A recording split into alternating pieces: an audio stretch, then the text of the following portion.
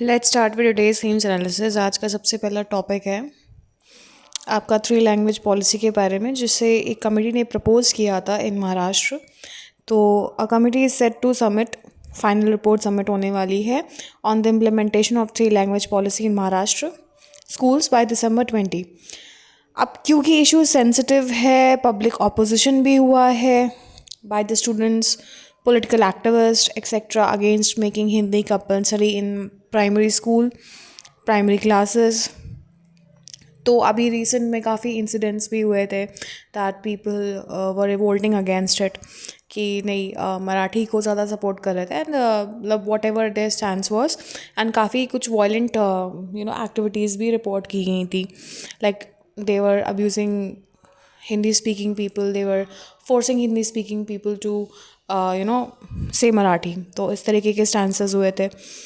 The state government had previously rolled back a decision to make Hindi compulsory, later giving an option of choosing any other Indian language as the third option if at least 20 students opted for it। अगर हम इसके basic context के बारे में बात करें तो कहीं ना कहीं यूपीएससी कंटेक्स्ट में ये नेशनल एजुकेशन पॉलिसी 2020 को रिलेट करता है and it also highlights the issues of federalism, cultural rights and language policy. दूसरा आपका टॉपिक है the impartiality of a nominated governor. अब ये आर्टिकल जो है बहुत इंपॉर्टेंट है। It discusses the constitutional position of the governor and the legal principles laid down by the Supreme Court on its discretionary powers। अब ये जो इसके ऊपर ही ये इशू है where there was a case going on in the Supreme Court that governors usually they withhold the assent of the bills and they do not give the assent in the bills। So this is regarding this key issues highlighted क्या हैं, the discretionary power of the governor, example the reserving of a bill for the president। अभी supreme court ने ये कहा है कि the intention of reserving the bill should not be in malified intention, rather it should be more of a bona fide interest। Conflict of interest where a governor acts against the will of the state legislature or the elected government। So conflicted interest जो है वो यही है, और supreme court ने directions ये दिए हैं that the governor must act upon the advice of council of ministers of the state.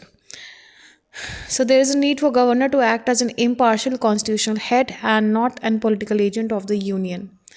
Context है इंडिया आपका यूपीएससी के कंटेक्स्ट में Indian constitution, functions of the executive, centre state relations and the role of constitutional bodies. अब ये governors के उसमें काफ़ी ज़्यादा क्वेश्चंस आ भी जाते हैं एंड काफ़ी कॉन्फ्लिक्टिंग रिलेशंस होते हैं, जिसकी वजह से होता क्या है कि पॉलिटिकल पार्टीज़ पे इफ़ेक्ट पड़ता है, की वजह से इफ़ेक्ट पड़ता है, पे नहीं की वजह से इफ़ेक्ट पड़ता है। अब होता क्या है, मान लीजिए for example not only BJP, there was Congress also at that one point of time. Indira Gandhi government में तो इन्होंने जिस स्टेट में इनके अगेंस्ट सरकार बनती थी, फॉर एग्जांपल बीजेपी की है उसकी, तो ये क्या करते थे कि ये सरकार ही गिरा देते थे कोई ना कोई बहाने से, या गवर्नर उनके काम में अड़चन नहीं डालता था। सो अपोजिशन पार्टी की अगर गवर्नमेंट रहती है तो उसके साथ थोड़ा सा काम करने में दिक्कत होती है and because of that only these such type of problems have arised. आगे चलते हैं नेक्स्ट टॉपिक पे। नेक्स्ट टॉपिक जो है आपका इंटरनेशनल रिलेशंस एंड सिक्योरिटी के ऊपर है। India Russia defence meeting and S-500 acquisition.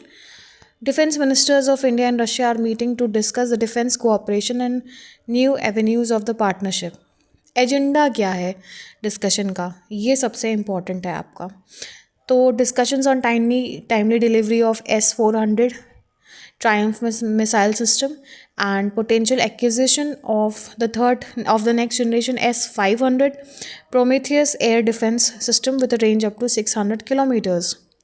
Context की अगर हम बात करें तो this is a very important bilateral relations between India and Russia. Defence technology के ऊपर भी है ये topic and major defence deals and national security के ऊपर भी है, बिकॉज अभी हमने देखा कि जो आपका भारत का सुदर्शन चक्र था उसने किस तरीके से पाकिस्तान के अगेंस्ट इफेक्टिवली इस डिफेंस सिस्टम ने वर्क किया है, S-400 ने। इसके ऊपर आप नोट्स बना लीजिएगा। अबाउट द रेंज कवरेज, क्या रेंज कवरेज है इसकी, ठीक है। ये सब बैलिस्टिक मिसाइल है या अग्नि मिसाइल है, इस तरीके से आपको मालूम होना चाहिए। नेक्स्ट टॉपिक है आपका India's disaster response and federalism. Article discusses the need for a disaster risk finance and insurance framework (DRFI) in India. The proposed framework suggests greater financial devolution, allowing the states to manage part of the disaster risk, moving away from the purely central government aid. The current system relies on the National Disaster Response Fund and State Disaster Response Fund. ये अभी basically current ऐसी जो संस्थानें हैं, funds हैं, जिन पे अभी current system rely करता है in case of the disaster responses. तो आपका डिज़ास्टर मैनेजमेंट एक बहुत इंपॉर्टेंट टॉपिक है जीएस पेपर 3 में, उसके ऊपर क्वेश्चंस आते ही हैं और आपका पॉइंट ऑफ व्यू आंसर पूछा जा सकता है। नेक्स्ट टॉपिक है आपका tense waters, China, Japan and Taiwan. So recent escalations हैं between China and Japan that is rooted in the Taiwan issue and the territorial disputes over the Diao and Senkaku Islands in the East China Sea। अब east China सी में आप geographically क्या कर सकते हो कि जितने भी आइलैंड्स हैं उनको आप देख सकते हो। So China views Taiwan as a core sovereignty issue that is one China policy, and Japan is concerned about the regional security implications and potential Chinese military action, possible intervention, etc. So this is important क्योंकि कहीं ना कहीं India के neighbourhood में आता है, bilateral and regional grouping के ऊपर भी है एंड ग्लोबल सिक्योरिटी इश्यूज़ भी है। अब यूएस में अभी रिसेंट में हमला हुआ था, not former. US president Donald Trump has announced a plan to stop all migration from the third world countries after a DC shooting incident.